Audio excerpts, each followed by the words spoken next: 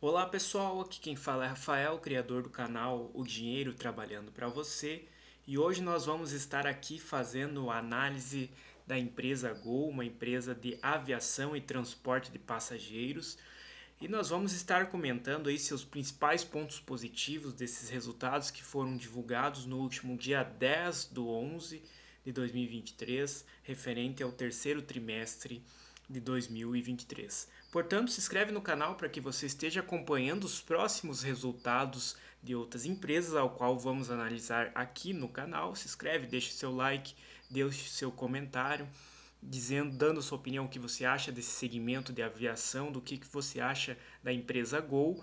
E também nós vamos estar aqui analisando os próximos resultados de outras empresas. Deixe seu like, se inscreve no canal e esteja nos acompanhando. Dito isso, nós vamos estar agora já indo para a análise desses resultados, né? Destacando os principais pontos positivos e negativos desse setor de aviação.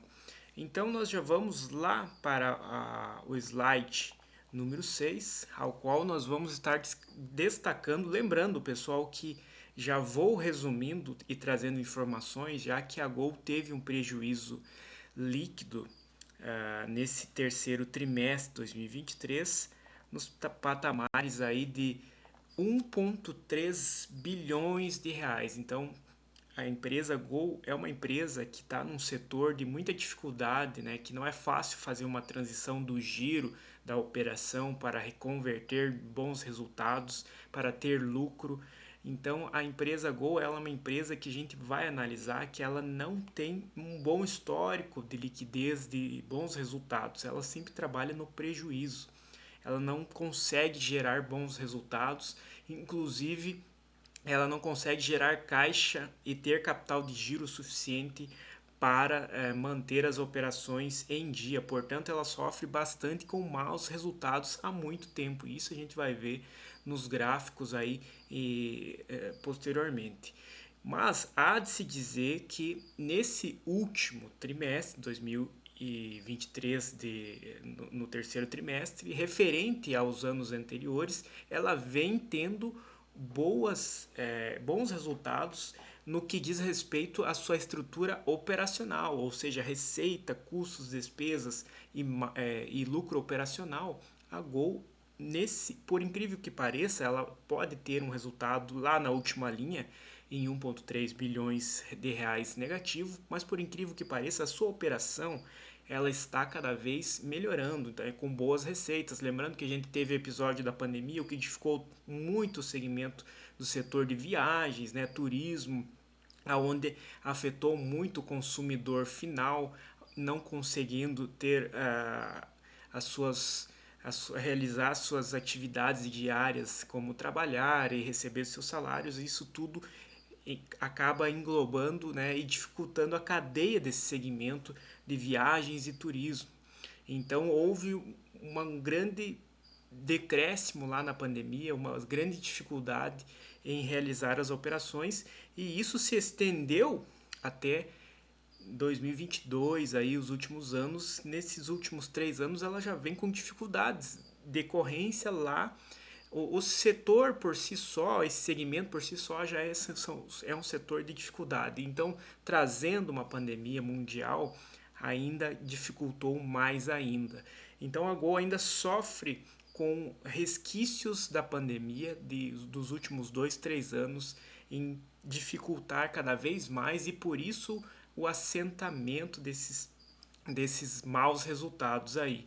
Então, como eu vinha falando, a Gol ela vem melhorando, né, devagarinho, passo a passo, seu resultado operacional, no que diz respeito a receitas, custos, despesas e o lucro operacional, tirando então fora o que diz respeito a impostos e o resultado financeiro, né, capital de estrutura de terceiros. Estou dizendo do resultado operacional, a Gol vem cada vez mais melhorando e alcançando bons resultados. É isso que a gente vai voltar lá para o slide, então, fazendo essa introdução.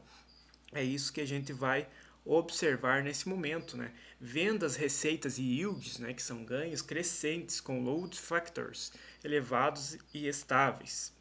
Então perceba que a Gol ela vem tendo desde 2021 de janeiro para cá, olha só o crescimento da evolução das vendas, né, da Gol. Então, no que diz respeito aos seus resultados operacionais, a Gol vem cada vez melhorando a sua performance. Então, se você melhora a sua receita, a tendência é que você melhore as outras margens, né? Mas o que aconteceu é que ela teve um prejuízo enorme na última linha de 1,3 bilhões. É isso que a gente vai acabar vendo, sendo que ela teve uma boa evolução de vendas aqui, né? Evolução de receita e yield e evolução de load factor. Já vamos aqui rapidamente em alguns pontos e alguns destaques. A gente vê a evolução do EBITDA, né? Que teve um percentual lá em 2019, antes ainda da pandemia, aquilo que eu falei, ó, está desenhado aqui, né? Essa foto que a gente precisa observar. Lá em 2019, a Gol teve um percentual de EBITDA em 27,9%. Então, 2019, como eu falei antes da pandemia, na pandemia, olha só essa queda acentuada aqui de 27,9% para 2% da sua margem EBITDA. Lembrando, para quem não sabe, margem EBITDA é a margem operacional antes de impostos, taxas, depreciação e amortização, ou seja, o puro resultado operacional da atividade daquela empresa. Então, uma queda acentuada aí de 27,9% para 2%. E em 2021, aonde foi a consequência, né, um ano depois, ou seja, a pandemia ainda estava, né, em auges em alguns lugares do mundo, ela veio para um percentual EBITDA negativo, para menos 2,7. Veja então a influência negativa nesse setor, que já não é um setor fácil, depois eu vou explicar por quê. A influência que teve, né, uma pandemia sobre esse setor, caindo de 27,9% para 2%, para 36%, menos 36%. E depois, tendo uma recuperação no ano 2022, posteriormente a aplicação das vacinas, onde todo mundo começou a ter um pouquinho mais de flexibilidade para fazer as suas atividades, para trabalhar, para fazer as suas viagens de férias. Então, 2022 começou a recuperar as suas margens operacionais em 19,2%. Posteriormente, né, fechando 2022 e 2024, 25%, 22%, e agora em 2023, né, no terceiro trimestre, voltando ali para os patamares do antes da pandemia, né, para 26,8% a margem EBITDA.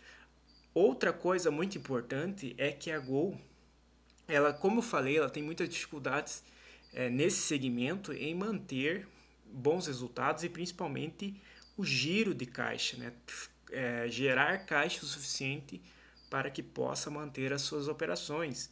Então, aqui nessa alavancagem, né, nesse indicador de dívida líquida sobre EBITDA, a gente vê que lá em 2021 a Gol se endividou demais, ou seja, cerca de 10 vezes EBITDA. Isso é muita coisa, é estratosférico esse indicador, muito acima, uma empresa super endividada, né? Precisando de mais de recursos de terceiros para poder manter as suas operações aí em dia, né?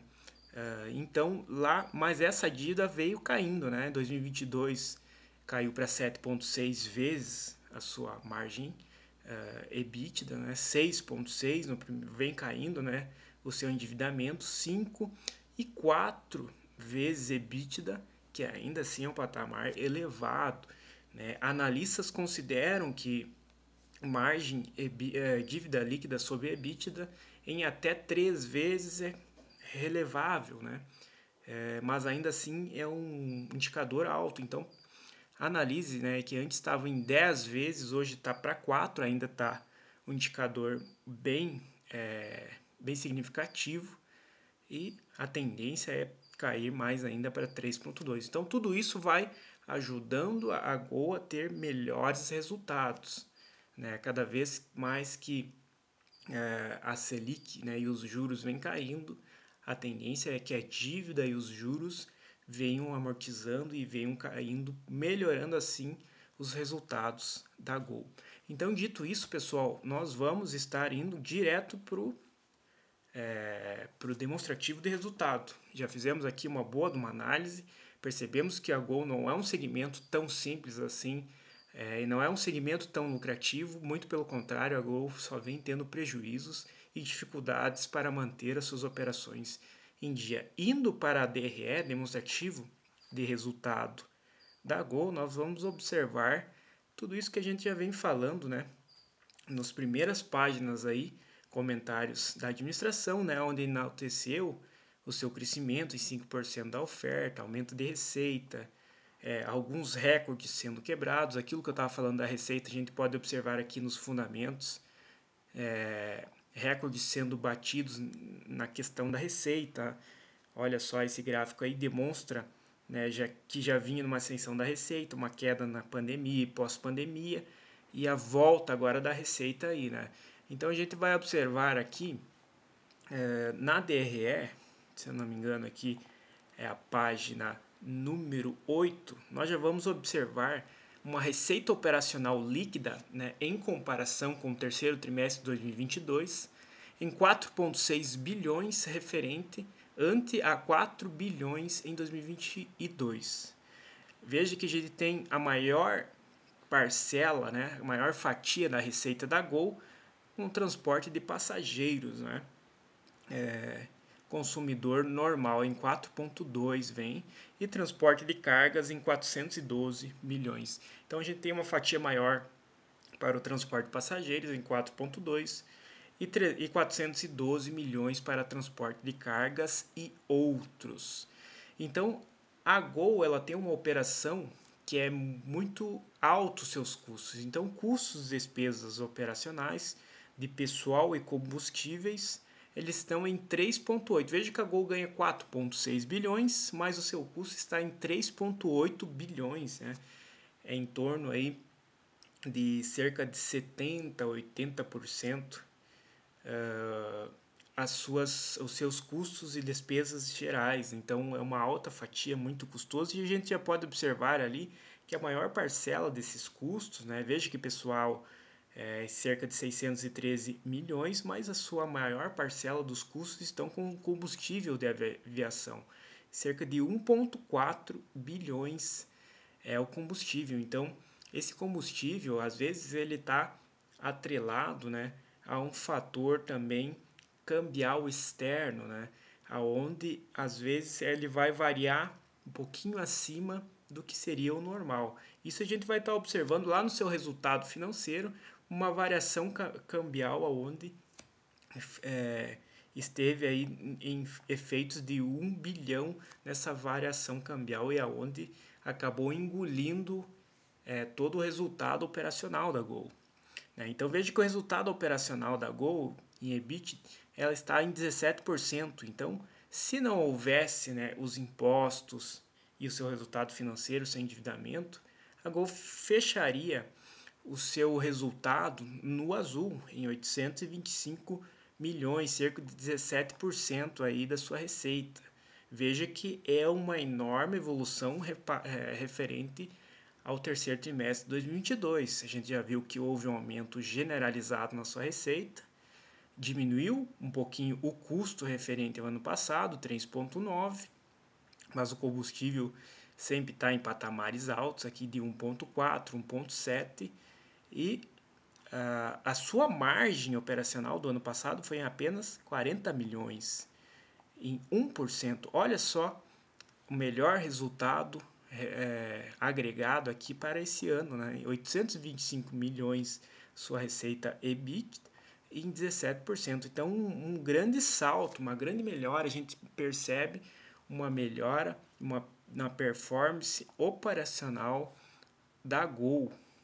Então, a gente pode ver e observar que a Gol está realmente se recuperando passo a passo, melhorando as suas receitas, fidelizando seus clientes, mas ela tem assim uma operação de um custo muito alto, né, com combustíveis, uma variação cambial que depende muito da oscilação do dólar e esse combustível está atrelado muitas vezes a esse fator e acaba às vezes dificultando esse segmento da Gol, que não conseguindo ter bons resultados, ela precisa se endividar, pedir recursos para terceiros para conseguir girar o seu negócio.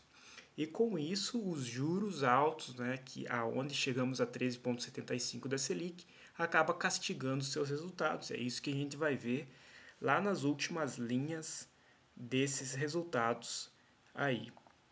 Então, observando ali que fechando a sua parte operacional em 825 milhões, veja que outras receitas e despesas financeiras acabam engolindo toda a operação em 2 bilhões o resultado das suas receitas e despesas financeiras.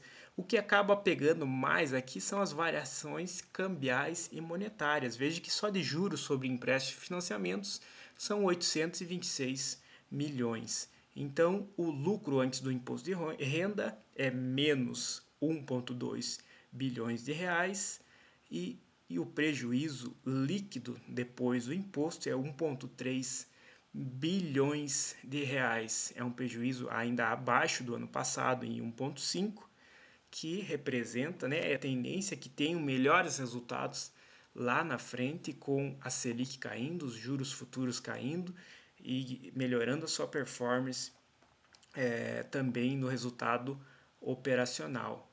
Então, como eu falei, a Gol ela não tem um histórico muito fácil de lucro. Olha, esse gráfico anualizado, anual, lá de 2014 até 2023, a gente não vê quase lucro nas operações da Gol. É um setor de muita dificuldade, então é um setor que o investidor ele tem que ficar atento. Não é um setor tão simples. Pode dar uma reviravolta, pode dar uma diferença nos seus players, nas suas estratégias, pode, mas não é o que a gente vê em 10 anos atrás, né? É só prejuízo que a Gol tem nesse segmento. Veja aqui que em 2000 e final de 2021 é o que acabou pegando maior endividamento em 7 bilhões, né? E hoje ainda temos consequência nesses prejuízos aí.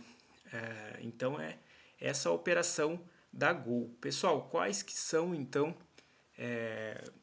as minhas tendências para a Gol? Para quem é investidor da Gol de longo prazo, a gente pode observar a sua cotação aqui lá no Google, né? E se a gente pegar, a gente já vê que lá em 2006 a Gol estava cotada a R$ 76. Mas ela só decaiu de lá para cá, mas essa também é uma consequência dos seus resultados, como a gente teve observando, né, anteriormente no gráfico ali, né, baixando muito as suas cotações ali na pandemia, chegando a R$ 10, né, R$ 7. Hoje ela está cotada a 8,74. Então, para quem é investidor da Gol, precisa estar muito atento, né? Acompanhar para ver se a Gol não vai apenas melhorar a sua performance operacional, como já vem melhorando, mas sim também a sua performance financeira em decorrência aos seus credores. Então veja que a Gol ela está hoje fechando a cotação no dia 13/11 em 8,74, abaixo ainda da sua performance do ano passado, 7,95. Temos aí uma primeira tendência, né? Veja que a Gol em junho ela teve pegando aí uma carona com a bolsa e vindo, né, patamares de R$ 13, R$ 14, e hoje ela caiu de novo para patamares de 8, chegando, né, até a R$ 5, R$ 6 ali. Então a primeira tendência 9,47, o investidor de médio e longo prazo 16,08 e lá no futuro R$ 25. Mas isso tem que ficar muito atento às operações da Gol, que como eu falei e repito novamente, não é uma operação tão simples assim. Então, investidor abre o olho, ela tem melhorado as suas operações, mas ela precisa ser mais confiável no ponto de vista financeiro. Era isso por hoje, um forte abraço, se inscreve no canal para que você não perca novas análises e até mais.